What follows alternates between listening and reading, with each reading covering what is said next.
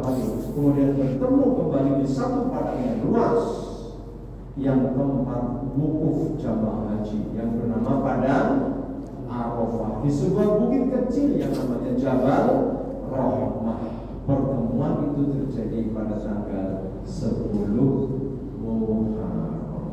Ya, diselamatkannya Nabi Nuh dan sahabat-sahabatnya yang jumlahnya 40 orang, dan juga ada sepasang hewan yang dimasukkan ke dalam kapalnya Nabi Nuh, karena pada waktu zaman Nabi Nuh itu semua tanah di muka bumi itu terendam air, banjir bandang terjadi pada zaman Nabi Nuh. Selamatnya Nabi Nuh dan para sahabatnya dan juga binatang-binatang yang ada di kapalnya diselamatkan oleh Allah pada tanggal 10 Muharram.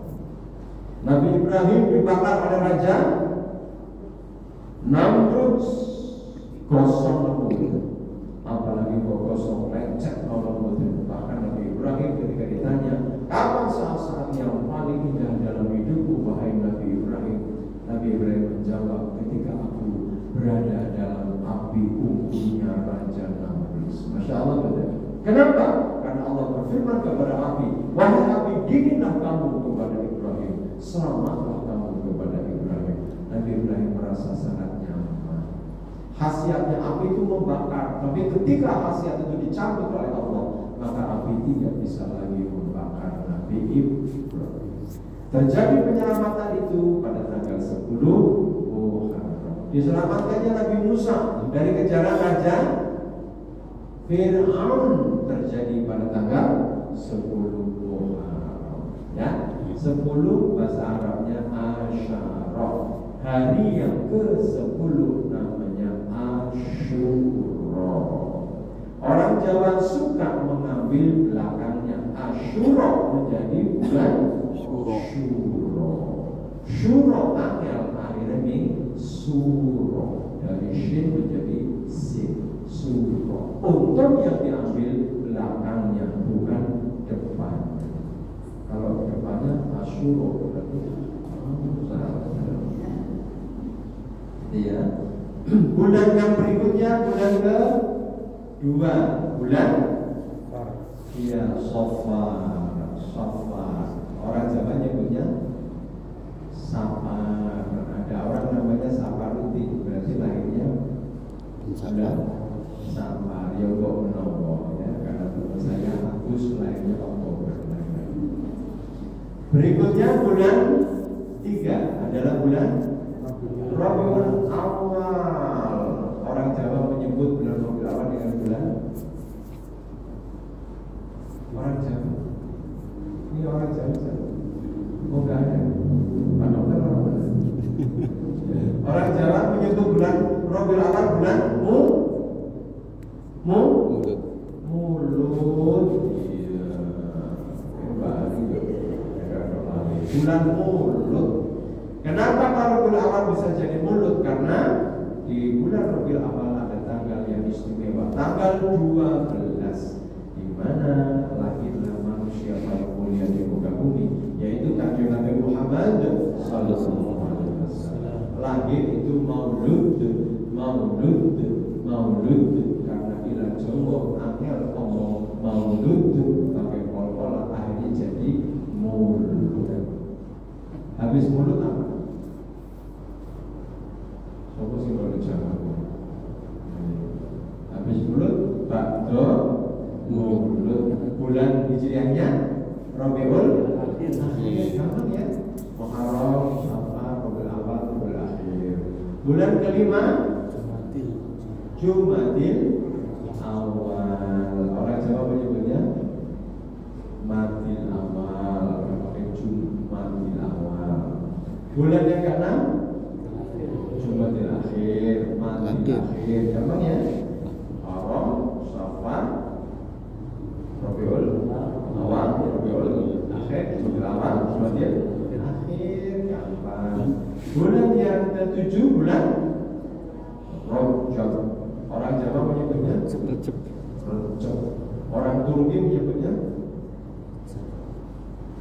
Rajab. Ya, Presiden Turki namanya Recep Tayyip Erdogan. Aslinya Rajab Tayyip Erdogan.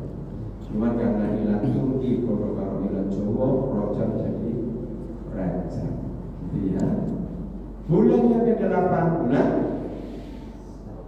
Sya'ban. Orang Jawa nyebutnya bulan enggak tahu. Walaupun bukan orang Jawa. Ini Pak Ali seorang seperti edok-edok. Ya, Sya'ban orang Jawa menyebutnya bulan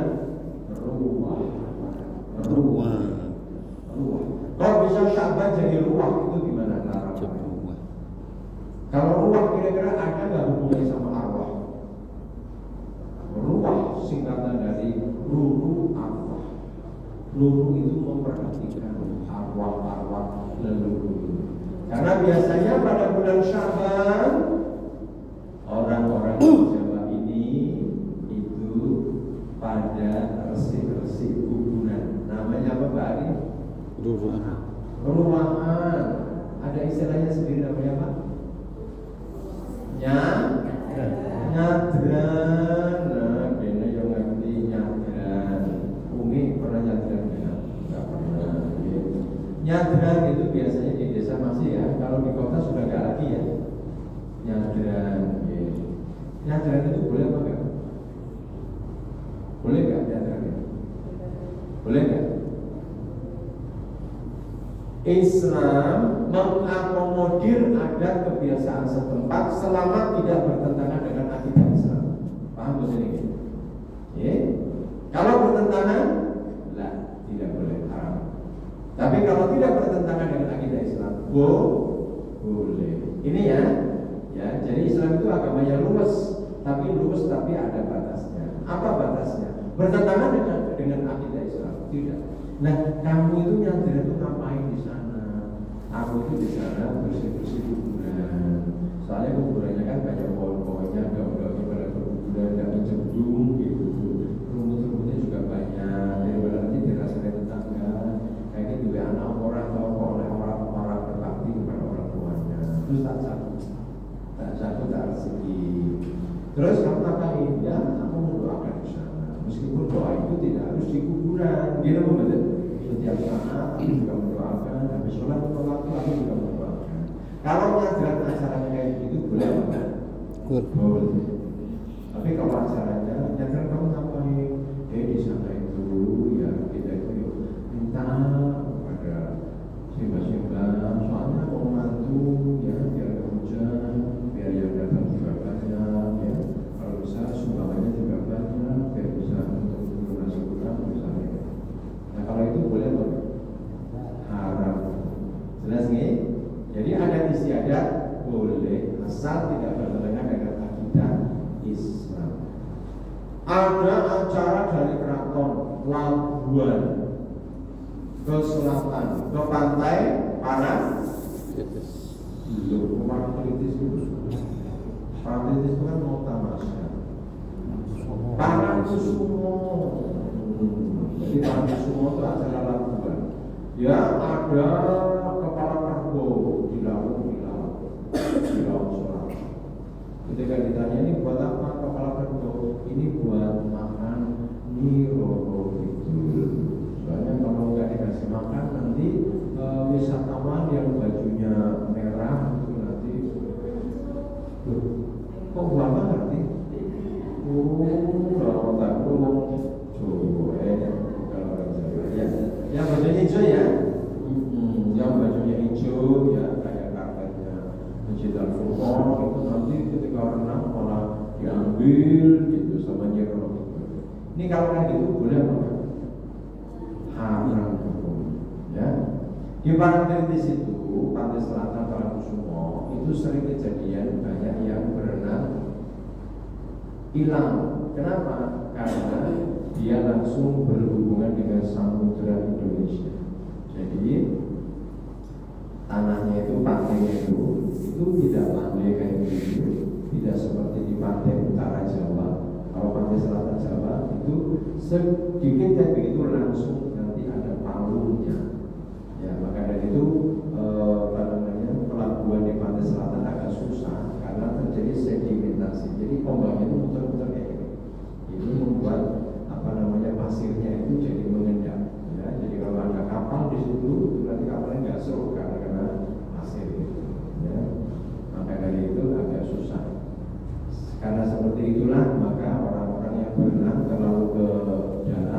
itu dia kena pusaran air itu, airnya dia masuk ke dalam, tiba-tiba ditemukan sudah meninggal dunia, ya, bukan karena Nyi Roro Kidul.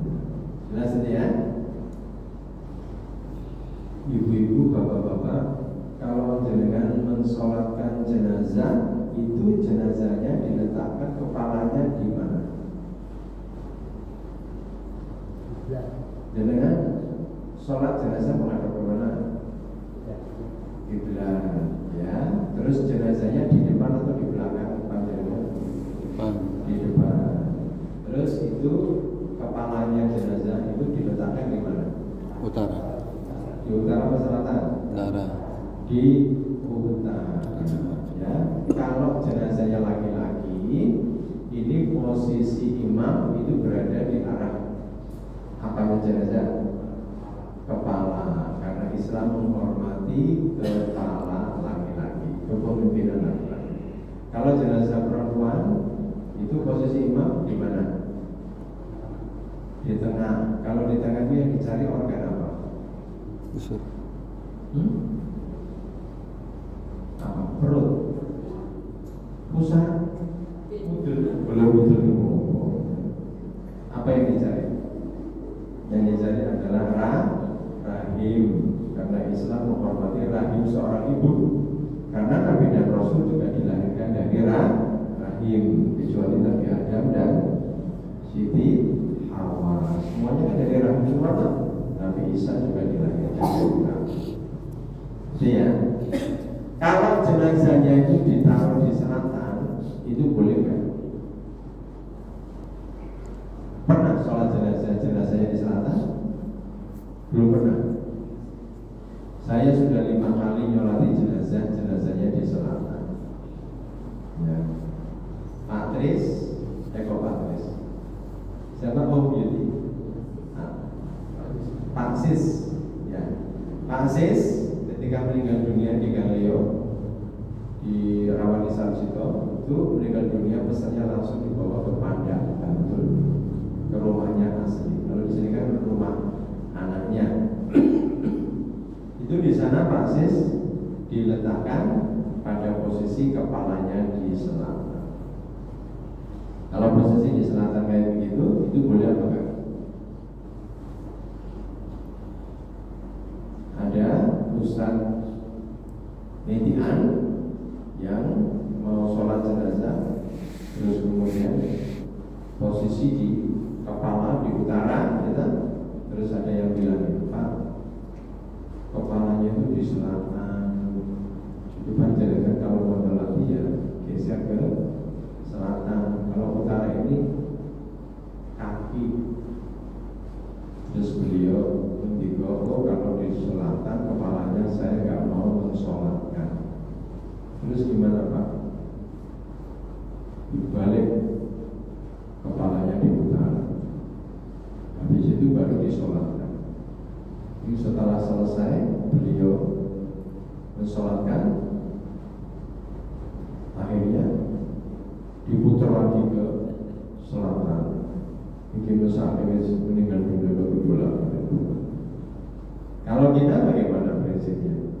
Kalau itu merupakan adat istiadat, dipersilahkan. Biasanya kayak gini kami Pak, ya sudah monggo, ya. Tapi kalau alasannya, kenapa kok kepalanya ditaruh di selatan?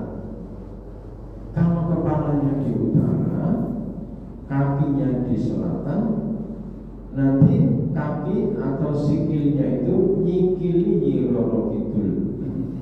Kalau jawabannya kayak gitu berarti haram, tidak boleh. Gitu nih. Bulan yang ke-9 namanya bulan Ramadan. Orang Jawa nyebutnya bulan Poso. Bulan ke-10 bulan Bodo. Syawal. Orang Jawa menyebutnya Bodo. Bodo. Bulan yang ke-11 bulan Dzulqa'dah. Orang Jawa nyebutnya bulan Dzulqa'dah. Ada juga yang ngomong bulan April. Terus bulan kedua 12 namanya bulan Dzulhijjah. Orang Jawa nyebutnya bulan Besar. besar. Besar itu bahasa Indonesia atau bahasa Jawa? Jawa. Bahasa Jawa. Bahasa Indonesia, bahasa Jawanya apa? Gede. Bulan gede itu pada orang. Sultan Agung yang itu namanya tak? Jangan diganti Sultan Gede. Masjid Gede Kauman jangan diganti dengan Masjid Agung ya, dan Masjid Gede. Nah, Bapak Ibu, itulah bulan-bulan dalam Islam. Apa ya? Halo? Ya paling ya? Jangan sampai orang Islam orang apa ya? Nah, Bapak Ibu, berikut ini adalah pokok bahasan di himpunan putusan tarjih tentang bulan Rajab. Ada beberapa teman kita yang mengistimewakan bulan Rajab, betul? Kemudian muncullah hadis ya. Setiap kali masuk ke bulan Rajab, ini sekarang tanggal berapa? 2 ya? 2 ya? Bulan Rajab, ini sekarang tanggal 2 Rajab ini. Sama ya?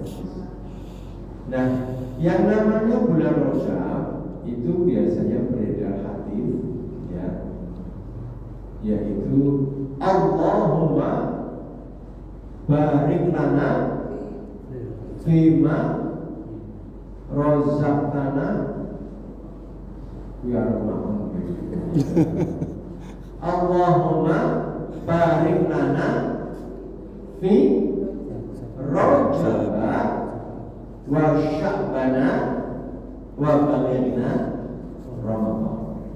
Artinya, ya Allah, barik lana, berikanlah keberkahan kepadaku fi Rajab, di bulan Rajab, wa Sya'bana, dan di bulan Sya'ban, wa balighna Ramadan, dan sampaikanlah umurku kepada bulan Ramadan. Ini doa ini apa nomor? Saya Pak. Apa ini? Terjemahnya bagus ya. Ya Allah, berkailah aku di bulan Rajab ini dan juga di bulan Sya'ban nanti. Wa balighna Ramadan, dan sampaikanlah umurku sampai berjumpa dengan bulan Ramadan. Bagus ya? Bagus. Bagus. Tetapi kita orang Islam itu, utamanya warga Muhammadiyah, harus selalu mendasarkan diri amal kita pada tuntunan-tuntunan yang tarjih, yang sahih ya. Nah, ternyata yang dimaksud dengan hadis tadi yang kita ucapkan itu ternyata termasuk ke dalam kategori hadis yang dhaif. Dhaif itu artinya lemah. Kenapa kok bisa dhaif? Ya, karena di dalamnya ada perawi yang bernama Zaidah bin Abi Ar-Ruqad. Ya, kenapa hadis tadi yang katanya dikeluarkan oleh Imam Ahmad gitu, di dalamnya ada musnad. Musnad itu orang yang meriwayatkan ya. Jadi dari Rasulullah, terus kemudian dari siapa lagi, itu biasanya itu ada 9 atau 10 orang. Nah, dari salah satu 9 atau 10 orang itu namanya musnad. Ya, musnad itu orang yang meriwayatkan hadis. Ya. Kenapa kok tadi dibilang hadis dhaif? Karena di dalamnya ada seorang perawi yang bernama Zaidah bin Abi Ar-Ruqad. Zaidah adalah mungkarul hadis. Mungkarul hadis itu artinya banyak keliru dalam meriwayatkan hadis. Sehingga hadis ini termasuk hadis dhaif. Hadis dhaif ini dikatakan lemah oleh Ibnu Rajab dalam kitab Lataif Ma'arif halaman 218, juga dikatakan dhaif oleh Syekh Albani dalam Tahqiq Mishkatul Musyabih halaman 1369 dan juga Syekh Syu'aib Al-Arnaud dalam takhrij Musnad Imam Ahmad. Nah, Bapak Ibu, karena itu adalah hadis dhaif, maka kita tidak diperbolehkan menjadikannya dasar untuk melakukan sebuah amal. Ya. Ada ulama yang mengatakan untuk fadhil amal, menambah-nambah amal bolehlah.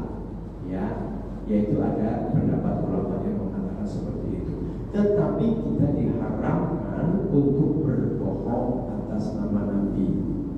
Kalau Nabi Muhammad tidak pernah menyampaikan itu karena ada kekhawatiran dan keraguan, salah satu sanadnya itu adalah seorang mungkarul hadis, maka kita tidak boleh kemudian mengatakan Rasulullah Muhammad SAW bersabda demikian. Itu diharamkan oleh Rasulullah Muhammad SAW. Sehingga majelis tajih dan tasdid pimpinan pusat Muhammadiyah mengklaim bahwa hadis yang tadi itu adalah hadis yang dhaif. Lalu apakah tidak ada kebaikan di bulan Rajab? Oh tidak, bulan Rajab adalah bulan yang istimewa. Apa istimewanya bulan Rajab? Bulan Rajab pada tanggal 27 Rajab, para ulama meyakini terjadi satu peristiwa yang luar biasa, menjungkir balikan logika akal manusia pada waktu itu, yaitu terjadi peristiwa Isra dan Mi'raj Rasulullah Muhammad sallallahu alaihi wasallam. Isra itu apa? Perjalanan Rasulullah dari Masjidil Haram ke Masjidil Aqsa. Kemudian Rasulullah Mi'raj, naik ke Sidratul Muntaha. Tapi Isra itu, istilah itu hanya untuk perjalanan Rasulullah dari Masjidil Haram ke Masjidil Aqsa. Ya, jangan dipakai Isra untuk yang lain. Ya, Isra itu jalan. Ya, jadi kalau ibu-ibu pagi-pagi jalan-jalan, ditanya mau mana Isra? Iya, benar. Isra Mi'raj, ya. Ini istimewanya bulan Rajab. Apalagi istimewanya bulan Rajab? Istimewanya bulan Rajab adalah salah satu, bulan Rajab itu adalah salah satu dari 4 bulan yang diharamkan oleh Allah. Apa maksudnya diharamkan? Disucikan oleh Allah. Ya, Masjidil Haram itu bukan masjid yang tidak boleh seperti haramnya babi, tapi haram di sini artinya suci. Masjidil Haram, masjid yang suci, sehingga tidak boleh orang kafir masuk ke masjid itu. Ya, itu Masjidil Haram. Khusus untuk Masjidil Haram ya. Tapi kalau Masjid Al-Furqan, boleh nggak orang kafir masuk ke Masjid Al-Furqan? Ya, jangankan cuma masuk masjid, orang kafir masuk Islam aja boleh. Nggak ada masalah. Ya, jadi Bapak Ibu, bulan Rajab itu termasuk 4 bulan yang disucikan oleh Allah. Buktinya apa? Allah berfirman sendiri di dalam Al-Quran surat At-Taubah ayat yang ke-36. Apa istimewanya bulan Rajab? Ini kita sudah dulu ya. Kita kembali ke sini. Ya.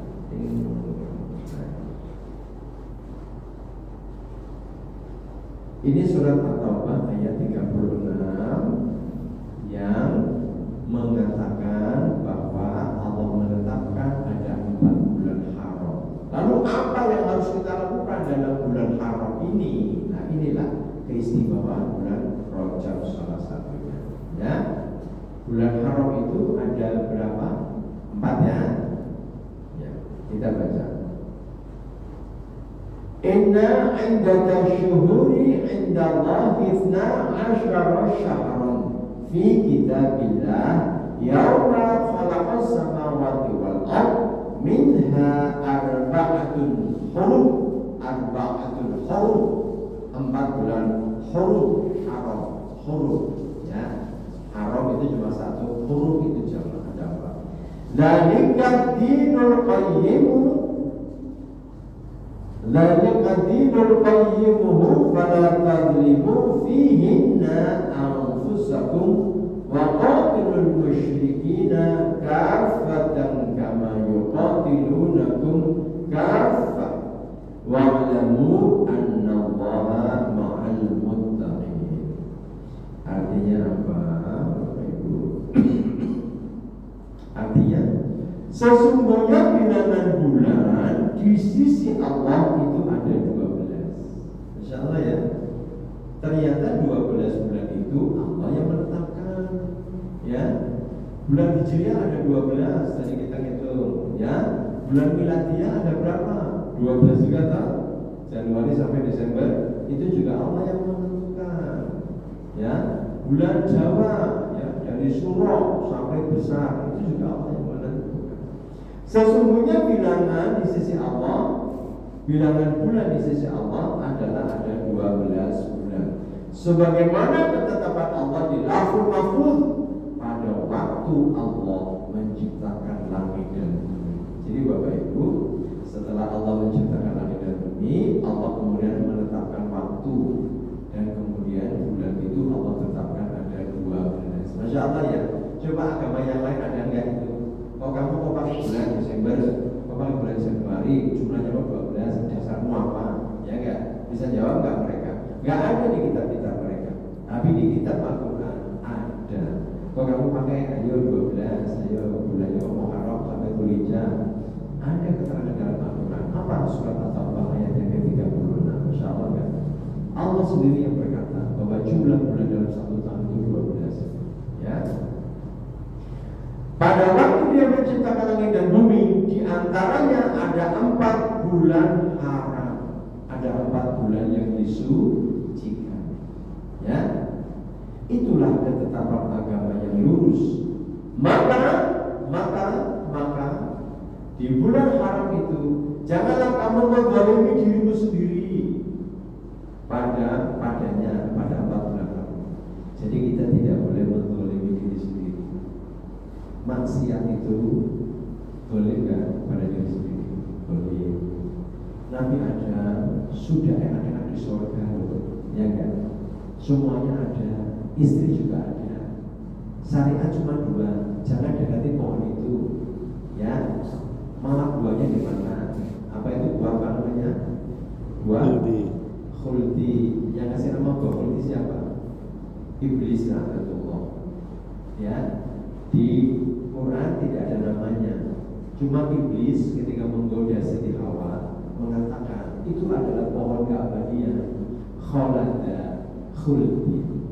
Sehingga apa iblis? Kalau kamu Hawa dan suamimu memakan buah itu, maka kamu akan abadi di dalam surga. Dan Tuhanmu tidak menginginkan itu terjadi. Karena fitnah. Hawa kemudian terpengaruh oleh iblis makan buah, ya, namanya khuldi. Ya, akhirnya apa? Menzalimi diri sendiri. Udah di surga loh, ya enggak? Malah melanggar dan akhirnya keluar dari surga. Akhirnya hidup di dunia sengsara. Ya, kalau mau makan harus cari-cari dulu. Kalau nggak kerja ya nggak dapat makan, kan begitu. Ya, bertengkar dengan sesama manusia, bunuh-bunuhan, ya, dalam rangka mencari penghidupan. Inilah kezaliman yang terjadi dilakukan oleh Adam dan Hawa. Maka dari itu Nabi Adam ketika dikeluarkan dari surga, mereka berdua, Nabi Adam dan Siti Hawa itu berdoa. Doanya diabadikan dalam Al-Quran, yaitu Rabbana Zalamna Anfusana wa illam taghfir lana wa tarhamna lanakunanna minal khasirin. Saya dulu waktu kecil sering puji-pujian, ya, habis ada kemudian pokoknya puji-pujiannya ini Rabbana ya Rabbana zalamna anfusana wa illam taghfir lana wa tarhamna lanakunanna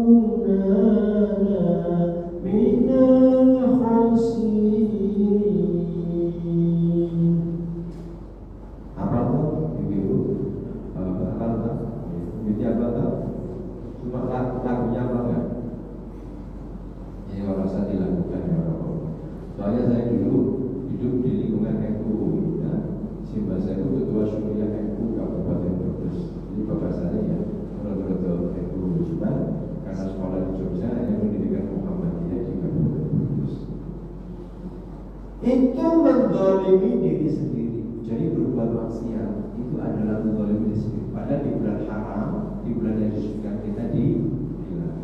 Dengar? Dan pernah bilang orang-orang musyrik semuanya sebagaimana mereka memerangi kamu semuanya. Ini adalah kafir harbi, kafir yang menyerang kita. Ya, ada dua kafir harbi sama kafir dhimmi. Kafir dhimmi adalah kafir yang bisa hidup dengan kita. Siapa itu? Tetangga kita yang non muslim, tetangga kita yang Hindu, ya, itu Ome asli Bali, saudaranya yang Hindu masih banyak, ya. Pedanda yang di Pulau Tanah itu masih saudaranya, ya. Saudaranya masih hidup. Ini kafir dhimmi, kafir yang bisa hidup bersama dengan kita, ya.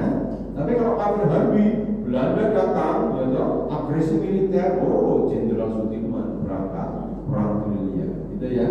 Kalau tidak mau bunuh, ya mesti dibunuh, ya meskipun pakai bau runcing, tapi bismillah. Ini namanya kafir harbi. Jadi melihat seperti ini, biasanya orang-orang kafir itu perangilah orang-orang musyrik semuanya, sebagaimana mereka memerangi kamu. Tuh, Islam itu agama kekerasan, ya enggak, disuruh perang, ya enggak. Nah, ini makanya saya sampaikan. Ketahuilah bahwa sesungguhnya Allah bersama orang-orang yang bertakwa. Jadi ada tiga di dalam bulan haram ini, bulan yang disucikan ini, perintah Allah. Yang pertama, jangan berbuat dosa. Kenapa? Dosa berarti menzalimi diri sendiri. Kebanyakan dosa, kalau dosanya ditimbang lebih berat daripada amal solehnya, masuk neraka, berarti zalim, ya enggak? Perbuatan dosa itu zalim, ya. Bapak Ibu, ada seorang yang bernama Bilal bin Sa'ad. Bin Sa'ad ini seorang tabi'in. Dia memberikan tips kepada kita, ya, supaya kita tidak berbuat dosa dan selalu ingat, ya. Kalau ini didikirkan, ya, supaya kita selalu, ya. Dia mengatakan begini, janganlah engkau melihat kecilnya maksiat, tapi lihatlah kepada siapa engkau bermaksiat. Paham ini? Allah kecil maksiatnya. Jangan menjaga-jaga. Tapi kamu maksiat kepada siapa? Kepada Allah yang Maha Besar. Ulangi.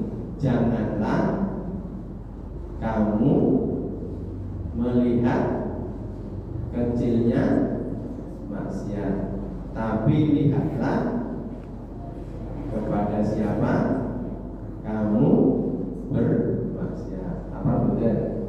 Ulangi lagi. Janganlah melihat kecilnya maksiat, tapi lihatlah kepada siapa engkau bermaksiat. Ya, insya Allah di bulan Rajab yang haram ini kita terjaga dari kemaksiatan. Mau maksiat kepada siapa kita bermaksiat, ya. Dan kita itu dalam beribadah kepada Allah itu disunahkan untuk bersikap ihsan. Besok ihsan, Bapak Ibu. Ihsan itu apa? Apa, Be?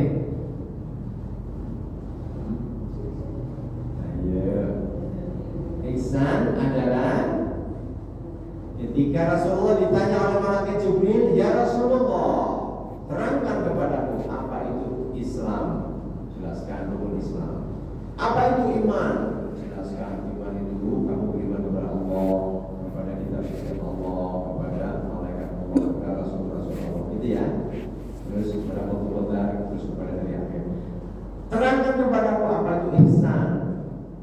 Rasulullah kemudian menjawab, ihsan itu apa? Beribadahlah kamu seolah-olah kamu melihat Allah, dan jika kamu tidak melihat Allah, dan pasti kamu tidak melihat Allah, maka ingatlah bahwa Allah itu melihat kamu. Jadi, sehingga Bapak Ibu kalau sholat itu gayanya yang profesional, ya. Sholat itu jangan sembarangan. Misalnya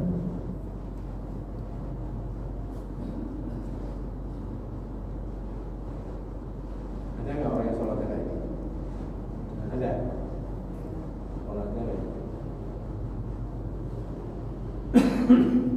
Ini waktu tenang ya. Ada nggak orang sholatnya kayak gitu?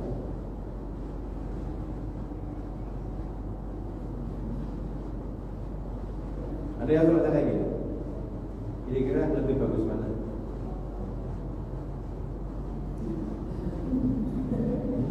Kamu yang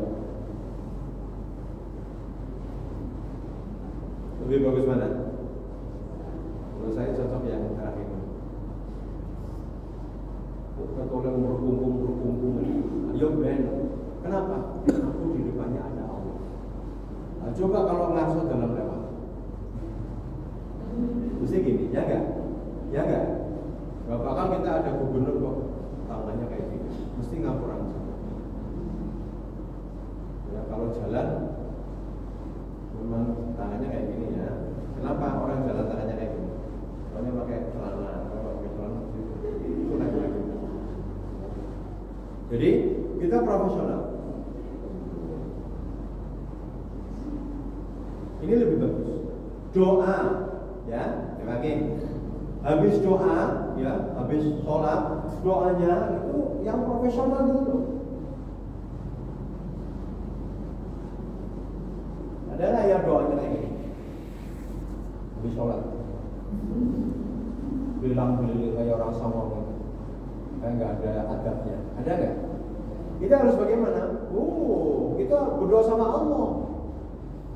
Ada nggak orang yang doanya kayak gitu? Ini bagus, ini profesional namanya.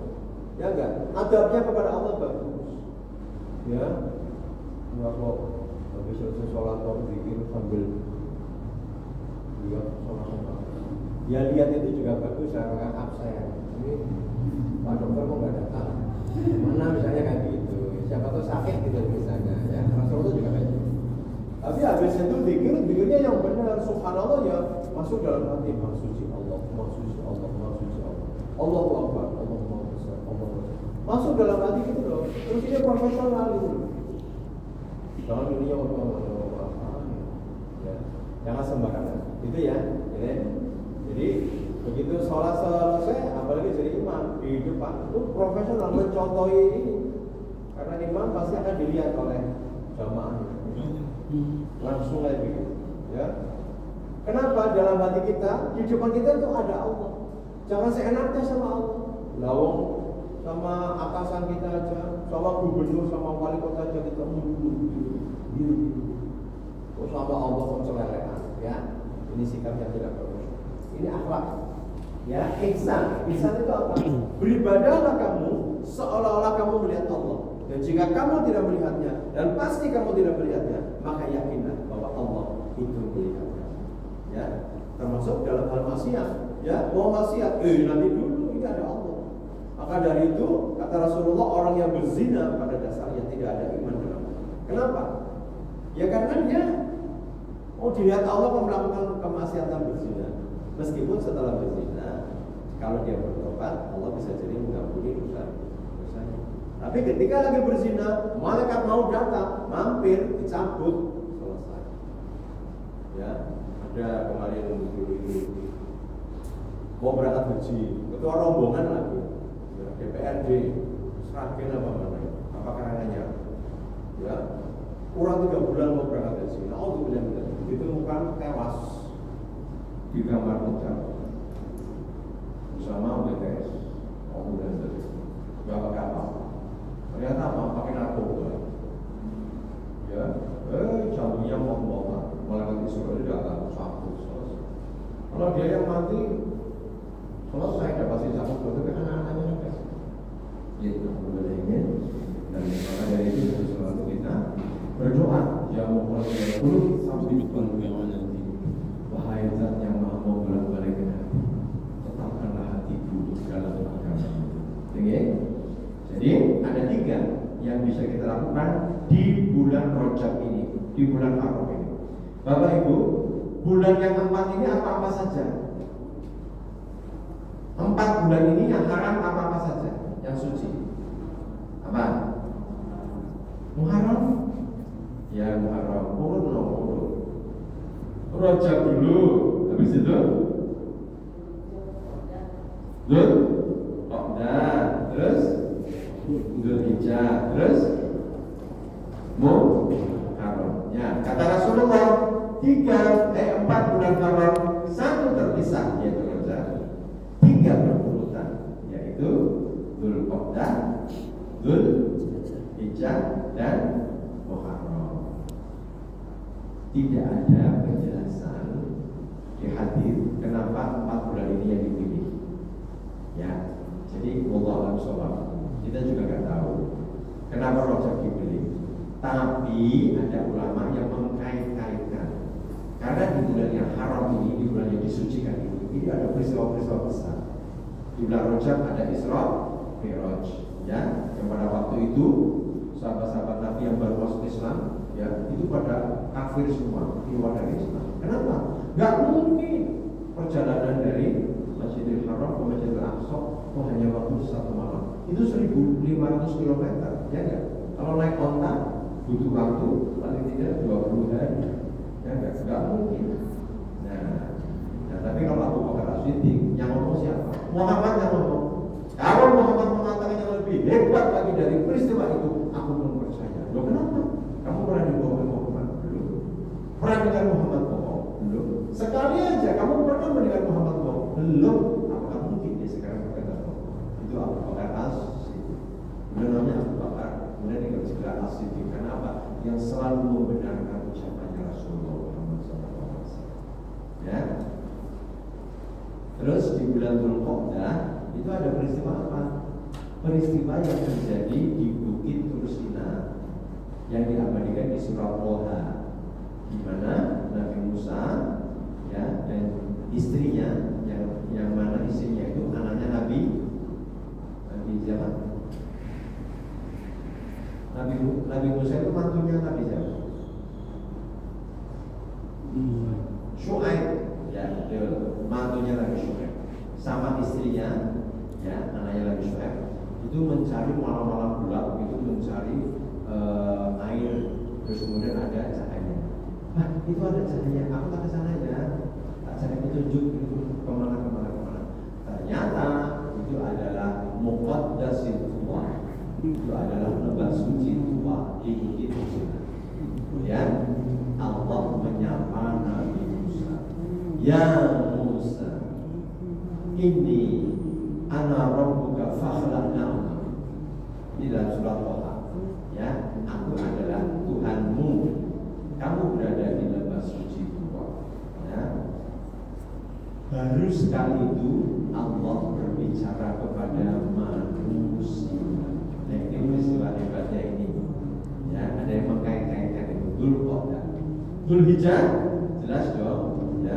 Peristiwa hebatnya apa? Dzulhijjah, peristiwa hebatnya penyembelihan domba, ya, yang ujuk-ujuk yang harusnya Nabi Ismail tetapi diganti dengan domba. Muharram peristiwanya banyak itu tadi, ya. Kita ada banyak peristiwa, ya. Inilah bulan-bulan haram, ya. Nah, sehingga Bapak Ibu kembali ke laptop, judulnya tidak ada tuntunan yang spesifik untuk ibadah. Misalnya puasa di bulan Rajab, ya, namanya puasa awal bulan Rajab itu, ya, itu tidak ada tuntunan kayak begitu. Terus memperbanyak puasa di bulan Rajab, tidak ada tuntunan. Adanya tuntunannya, ya puasa silakan 3 hari tengah-tengah bulan, itu kan umum, ya. Ya, itu nggak ada masalah. Terus kemudian apa? Puasa Senin Kamis boleh, tidak ada masalah, ya, nggak ada masalah. Nih, nah, ini berkata Abu Dzar Al-Ghifari, Rasulullah menyuruh kita, ya, untuk melakukan puasa setiap 3 bulan, ya, 3 hari putih bulan Bersama Melayani di hari 13, 14, 15, dan beliau puasa 3 hari tiap bulan, itu seperti puasa setahun, ya. Jadi pahalanya seperti puasa 1 tahun. Jadi tidak ada sesuatu yang mengkhususkan dari hadis Rasulullah. Amalan-amalan masyru' yang dapat dilakukan di bulan Rajab. Masyru' itu apa? Yang dituntunkan di bulan Rajab. Apa yang dituntunkan? Tidak ada kecuali apa? Kecuali misalnya ya, kecuali hal-hal yang harus dikerjakan di bulan haram. Apa itu? Tidak berbuat dosa, ya, dolim tadi. Terus kemudian melaksanakan perintah Allah seperti perang tadi itu perintah Allah dilaksanakan. Terus kemudian bertakwa kepada Allah. Jadi di bulan haram ini kita harus senantiasa meningkatkan ketakwaan kepada Allah. Dan caranya gimana? Aku pengen puasa, silahkan, nggak ada masalah, gitu ya. Tapi tidak ada kekhususan puasalah di 3 hari pertama, di 10 hari pertama bulan Rajab, itu tidak ada hadisnya. Ya. Kalaupun ada, itu hadis lemah, hadis dong. Ya. Nah, ini kata-katanya hendaknya setiap ada dalil yang menjelaskan mengenai keutamaan sesuatu, maka itu harus dipahami secara utuh, jangan parsial. Contohnya ada dalil yang menyebutkan tentang keutamaan bulan Ramadan, keutamaan bulan Rajab, dan keutamaan bulan-bulan lainnya. Itu ketika dipahami secara parsial akan dapat menafikan keutamaan bulan-bulan yang lainnya. Ini kata Dr. Ruslan Varianti dalam kajian Ahad pagi di Masjid Islamic Center UAD. Ruslan menyebutkan ada pun dalil pokok yang menjelaskan mengenai 4 bulan haram itu terdapat dalam Al-Quran surat At-Taubah ayat 36, ya, seperti yang tadi sudah kita sampaikan. Nah, jadi apa-apa hadis-hadis yang bersifat berkaitan dengan bulan Rajab, ya, harus ini, harus ini, harus ini, itu HPT Himpunan Putusan Tarjih Muhammadiyah tidak merekomendasikan. Yang ada apa? Yang monggo, mau puasa Senin Kamis nggak ada masalah, ya. Yang paling penting keutamaan di 4 bulan yang haram itu yang disucikan. Jangan berbuat maksiat kepada Allah, jangan meningkatkan iman dan takwa kepada Allah, dan yang ketiga menjauhi larangan-larangan Allah. Ya, itulah Bapak Ibu yang dapat disampaikan pada kesempatan hari ini. Dan Pak Putra mau Assalamualaikum warahmatullahi wabarakatuh.